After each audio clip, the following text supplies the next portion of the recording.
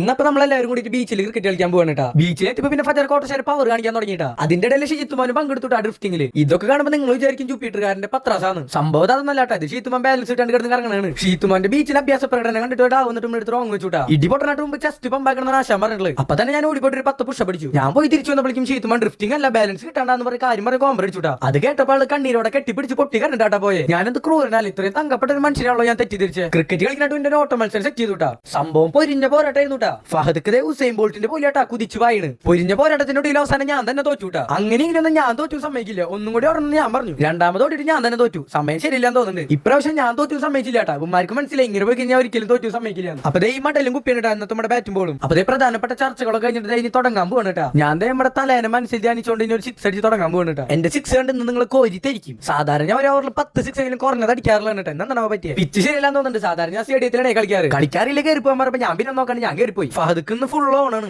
പറന്നിട്ടൊക്കെ അടിക്കുന്നു. ഫഹദ്ക്ക് അടിയണ്ടപ്പോ ഞാൻ തല്ലൂടി ബാറ്റ് അടിച്ചു. പിന്നെ ഫസ്റ്റ് ബോളിൽ എന്നെ ഔട്ടാക്കിട്ട് ഉമാരൊക്കെ ഔട്ടാക്കാൻ വേണ്ടി കളിക്കാൻ നിൽക്കുന്ന സംശയമുണ്ട്. ഫജർക്ക് പട്ടം മെഡലും കൊണ്ട് സച്ചിൻ അടിക്കാൻ ഇറങ്ങിയിട്ടാ. അങ്ങനെ 2 6 അടിച്ച ആളോ ഔട്ടായിട്ടാ. ഷീത്തുമോനാണ് ഇവിടെ 6 4 ഒക്കെ നിരത്തി അടിച്ചോണ്ടിരിക്കുക. അപ്പൊ ഇന്നത്തെ BPL മാച്ച് കഴിഞ്ഞ് നമ്മൾ പോവായിട്ടാ. BPL മാച്ചിന്റെ ക്ഷീണമാരായിട്ട് തണുത്ത 2 സർബത്ത് പറഞ്ഞേക്കാം. സർബത്ത് പഠിക്കുമ്പോൾ ഷീത്തുമോനാണെങ്കിൽ സർബത്തിന്റെ പൊടിക്കൈകളൊക്കെ ബായിനോട് ചോദിച്ച് മനസ്സിലാക്കുന്നുണ്ട്. അടുത്ത കട ഷീത്തുമോന്റെ അതിന് പേര് കിട്ടും. ഷീത്തുമോന്റെ സർബത്ത് കട. ബായുടെ അടി കണ്ടിട്ടാന്ന് തോന്നുന്നുണ്ട്. ഷീത്തുമോ സ്തംഭിച്ചു പോയി. അങ്ങനെ ഷീത്തുമോന്റെ സാധനം കൊണ്ട് വന്നുട്ടാ. കുലിക്കടിക്കുന്ന സർബത്ത് ഇളക്കി കുടിക്കുന്നത് നമ്മുടെ. പിന്നെ എല്ലാവരും കൂടി വല്ലാണ്ട് അങ്ങോട്ട് ഇളക്കി. എന്നാ ശരി, ഇനി വല്ലാണ്ട് ഇളക്കാൻ നിൽക്കണില്ല.